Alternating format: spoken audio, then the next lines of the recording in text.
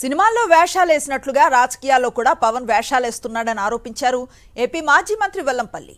Vijayawada 32వ division Ayodhya నగర్లో ఆయన గడప గడపకు కార్యక్రమంలో పాల్గొన్నారు.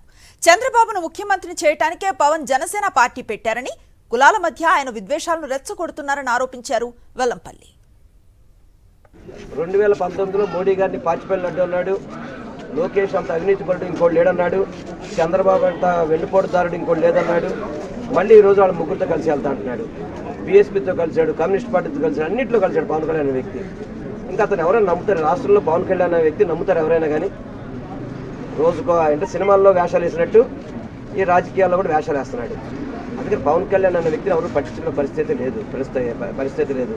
ఎందుకంటే చంద్రబాబుకి పాలేరుదానం చేయడం, చంద్రబాబుని పల్లకిలో మోయడం, చంద్రబాబుని ముఖ్యమంత్రి చేయడానికి అతను జనసేన పార్టీ పెట్టని చెప్పుకుంటాడు. పవన్ కళ్యాణ్ ఏం మాట్లాడతారో అందరూ అర్థం చేసుకుంటారు. చంద్రబాబు ఏ విధంగా కులాల మధ్య చిచ్చు పెడుతున్నాడో మనకు తెలీదా? అటువంటి చంద్రబాబుతో కలిసినోడు మన కులాల మధ్య చిచ్చు పెట్టక ఏం చేస్తుంటాడు? చిచ్చులు పెట్టేది వాళ్ళు. అన్ని కులాలని కలుపుకొని నా బీసీ, నా ఎస్సీ, నా ఎస్టీ, నా మైనారిటీ అని చెప్పని బడుగు బలహీన వర్గాల అందరికీ కూడా అండగా ఉన్న వ్యక్తి మా జగన్మోహన్ రెడ్డి గారు.